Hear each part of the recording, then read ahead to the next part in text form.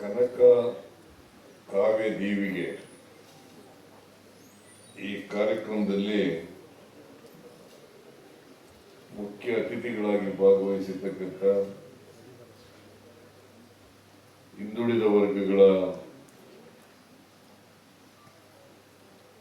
ಸಚಿವರು ಹಾಗೂ ಕನ್ನಡ ಮತ್ತು ಸಂಸ್ಕೃತಿ ಇಲಾಖೆ ಸಚಿವರಾದಂಥ ಶ್ರೀ ಶಿವರಾಜ್ ತಂಗಡಗಿಯವರ, ಗ್ಯಾರಂಟಿ ಯೋಜನೆಗಳ ಅನುಷ್ಠಾನ ಸಮಿತಿಯ ರಾಜ್ಯಾಧ್ಯಕ್ಷರಾದಂಥ ಶ್ರೀ ಎಚ್.ಎಂ. ರೇವಣ್ಣವರ, ಈ ಭಾಗದ ಶಾಸಕರು ಅಧ್ಯಕ್ಷರಾದಂಥ ಶ್ರೀ ಮುನಿರತ್ನ ಅವರ, ಶಾಸಕರಾದಂಥ ಕೋನ್ ರೆಡ್ಡಿ ಅವರ,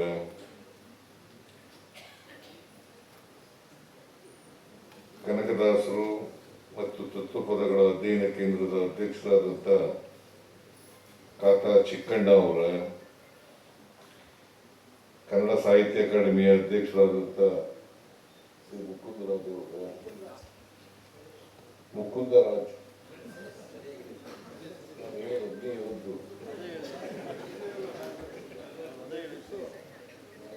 ನಮ್ಮ ಇಷ್ಟನೇ ಹೆಚ್ಚು ಕಡಿಮೆ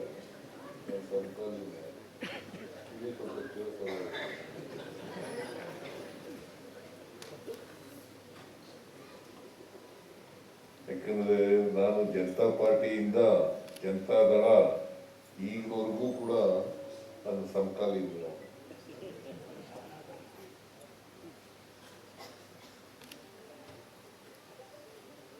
ಮೊದಲಿಂದ ಸ್ನೇಹಕ್ಕೆ ಬಹಳ ಬೆಲೆ ಕೊಡ್ತಕ್ಕಂಥದ್ದು.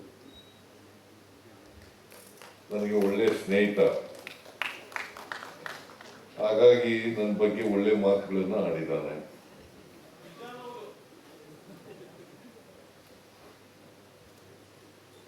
ಸ್ನೇಹಿತ ಅಂತ ಮಾತಾಡಿದನೋ ಅಥವಾ ನಾನು ಒಳ್ಳೆ ಕೆಲಸ ಮಾಡಿದ್ದೀನಿ ಅಂತ ಮಾತಾಡಿದನೋ ಗೊತ್ತಿಲ್ಲ ನನಗೆ. ಆದ್ರೆ ಇಷ್ಟು ಮಾತ್ರ ಗ್ಯಾರಂಟಿ, ನನಗೆ ಒಳ್ಳೆ ಸ್ನೇಹಿತ.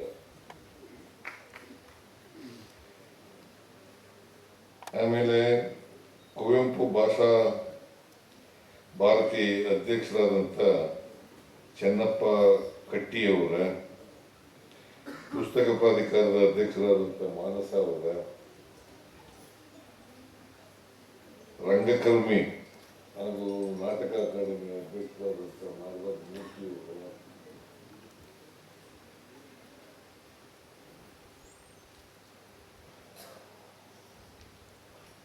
ನಿರ್ದೇಶಕರಾದಂಥ ರಾಷ್ಟ್ರೀಯ ನಾಟಕ ಶಾಲೆಯ ನಿರ್ದೇಶಕರಾದಂಥ ಶ್ರೀ ಶರ್ಮಾ ಅವರ, ವೀಣಾ ಶರ್ಮಾ ಅವರ,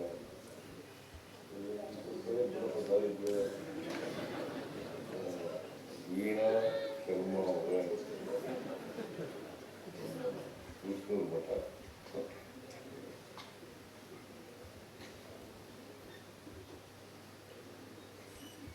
ಎಲ್ಲ ಕನ್ನಡ ಸಂಸ್ಕೃತಿ ಇಲಾಖೆಯ ಅಧಿಕಾರಿಗಳು ವರ್ಗದವರ, ಇತರ ಎಲ್ಲ ಸ್ನೇಹಿತರ, ಈ ಕಾರ್ಯಕ್ರಮದಲ್ಲಿ ಭಾಗವಹಿಸಿರ್ತಕ್ಕಂಥ ಆತ್ಮೀಯ ಬಂಧುಗಳ, ತಾಯಂದಿರ,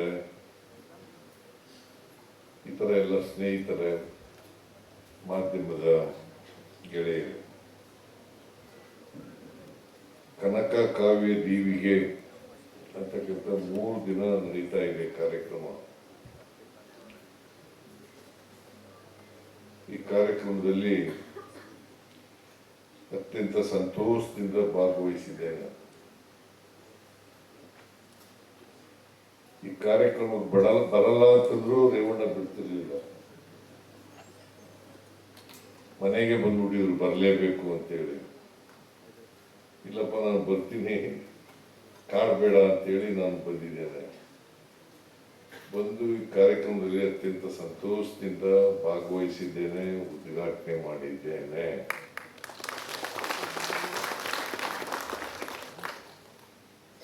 ಮೂರು ದಿನಗಳ ಕಾಲ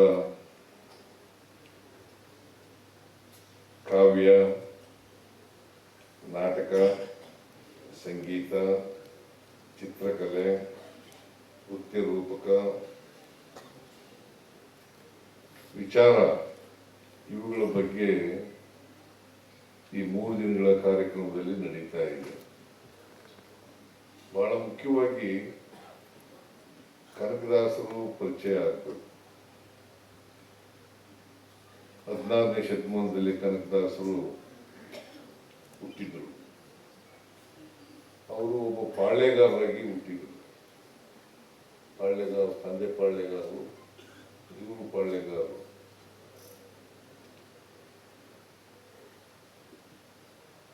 ಇವರು ಆಮೇಲೆ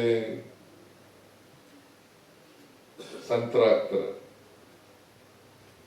ಇವರನ್ನ ಹೆಚ್ಚಾಗಿ ಕನಕದಾಸರು ತಂಬೂರಿ ಹಿಡ್ಕೊಂಡು ದೇಶನೆಲ್ಲ ಸುತ್ತಾರಲ್ಲ, ಅದಕ್ಕೆ ಅವರು ಕೀರ್ತನೆಗಳನ್ನೆಲ್ಲ ಆಡ್ತಾರಲ್ಲ, ಅದಕ್ಕೆ ಅವ್ರಿಗೆ ಹೆಚ್ಚಾಗಿ ಭಕ್ತರು ಅಂತಾನೆ ಕರೀತಾರೆ. ಅವರು ಭಕ್ತ ನಿಜ, ಬರೀ ಭಕ್ತರು ಅಷ್ಟೇ ಅಲ್ಲ, ಅವರು ಕವಿಗಳಾಗಿದ್ದಂಥವ್ರು, ಮತ್ತೆ ದಾರ್ಶನಿಕರಾಗಿದ್ದಂಥವರು, ಸಮಾಜ ಸುಧಾರಕರಾಗಿದ್ದಂಥವರು, ಎಲ್ಲಕ್ಕಿಂತ ಬಹಳ ಮುಖ್ಯವಾಗಿ ಒಬ್ಬ ಮಾನವತಾವಾದಿ, ಸಮಾಜದಲ್ಲಿ ಬದಲಾವಣೆಯನ್ನು ಬಯಸಿದಂಥವ್ರು. ನಮ್ಮ ಸಮಾಜದಲ್ಲಿ ಜಾತಿ ವ್ಯವಸ್ಥೆ ಇದೆ, ಅನೇಕ ಧರ್ಮಗಳಿದ್ದಾವೆ. ಇದನ್ನೆಲ್ಲ ನೋಡಿ ಸಮಾಜ ಬದಲಾವಣೆ ಆಗಬೇಕು ಅಂತೇಳಿ ಬಯಸಿದ್ರು. ಅದರ ವಿರುದ್ಧ ಬಂಡಾಯವನ್ನು ಹೂಡ್ತಾರೆ. ಅದಕ್ಕೆ ಬುದ್ಧ, ಬಸವ, ಅಂಬೇಡ್ಕರ್, ಕನಕದಾಸರು, ನಾರಾಯಣ ಗುರು ಇವರೆಲ್ಲರೂ ಕೂಡ ವ್ಯವಸ್ಥೆಯ ವಿರುದ್ಧವಾಗಿ ಸಮಾಜ ನಿರ್ಮಾಣ ಮಾಡಬೇಕು ಅಂತಕ್ಕಂಥ ಕನಸು ಕಂಡಿದ್ದಂಥವ್ರು. ಜಾತಿ ವ್ಯವಸ್ಥೆ ಹೋಗ್ಬೇಕು, ವರ್ಗ ವ್ಯವಸ್ಥೆ ಹೋಗ್ಬೇಕು. ಅದಕ್ಕೆ ನೀವು ನೋಡಿ, ಬಸವಣ್ಣವರು ಅವರ ತತ್ವ ಆದರ್ಶಗಳು ಏನಿದ್ದವು ಅದೇ ರೀತಿಯಲ್ಲಿ ಕನಕದಾಸರಲ್ಲೂ ಕೂಡ ತತ್ವ ಆದರ್ಶಗಳನ್ನು ನಾವು ಕಾಣಲಿಕ್ಕೆ ನೋಡ್ತೇವೆ. ಕನಕದಾಸರು ಕುಲವೆಂದು ಒಡೆದಾಡದಿರಿ, ಕುಲದ ನೆಲೆಯನ್ನೇನಾದರೂ ಬಲ್ಲಿರ ಅಂತ ಹೇಳ್ತಾರೆ. ಆದರೆ ಬಸವಣ್ಣವರು ಇವನಾರವ ಎಂದೆನಿಸದಿರೆಯ, ಇವ ನಮ್ಮವ ಎಂದೆನಿಸೆಯ, ನಿಮ್ಮ ಮಗನೆಂದೆನಿಸೆಯ ಕೂಡಲ ಸಂಗಮ ದೇವ ಅಂತೇಳಿ. ಇದು ಸುಮಾರು 850 ವರ್ಷಗಳ ಹಿಂದೆ ಹೇಳಿದಂಥ ಮಾತು ಬಸವಣ್ಣವರು. ಇವನಾರವ ಅಂತೇಳಿ. ಆದರೆ ಇವ ನಮ್ಮವ ಅಂತ ಬರಲೇ ಇಲ್ಲ. ವಚನ ಹೇಳೋದು ಹೇಳ್ತಾ ಇರ್ತಾರೆ. ಇವನಾರವ ಇವ ನಮ್ಮವ ಎಂದೆನಿಸ್ತೇಯ. ಈಗಲೂ ಇವನಾರವ ಅಂತ ಹೇಳ್ತಾರೆ ಹೊತ್ತು ಇವ ನಮ್ಮವ ಅಂತ ಹೇಳೋದೇ ಇಲ್ಲ. ಅಷ್ಟರ ಮಟ್ಟಿಗೆ ನಮ್ಮ ಜಾತಿ ವ್ಯವಸ್ಥೆ ಗಟ್ಟಿಯಾಗಿ ಬೇರು ಬಿಡುವುದಿಲ್ಲ. ಈ ಬೇರು ಬಿಡ್ಲಿಕ್ಕೆ, ಇದನ್ನ ಹೆಮ್ಮರವಾಗಿ ಬೆಳೀಲಿಕ್ಕೆ ಪಟ್ಟಭದ್ರ ಹಿತಾಸಕ್ತರಿದಾರಲ್ಲ, ಅವ್ರು ಇನ್ನೂ ನೀರೇರಿತಾ ಇದ್ದಾರೆ. ಪಟ್ಟಭದ್ರ ಹಿತಾಸಕ್ತರು ಕೂಡ ಇವತ್ತಿಗೂ ಇದ್ದಾರೆ, ಹಿಂದೆನೂ ಇದ್ರು, ಮುಂದೆನೂ ಇರ್ತಾರೆ. ಅದಕ್ಕೆ ನಾವು ಜಾಗೃತರಾಗಬೇಕಾಗ್ತದೆ. ಅದಕ್ಕೆ ಮೊನ್ನೆ ನಾನು ಈ ರೇವಣ್ಣ ಓದಿದಂಥ ಸೈನ್ಸ್ ಕಾಲೇಜ್ಗೆ ಹೋಗಿದ್ದೆ. KM ನಾಗರಾಜ್ ಅಲ್ಲೇ ಓದಿದ್ದ.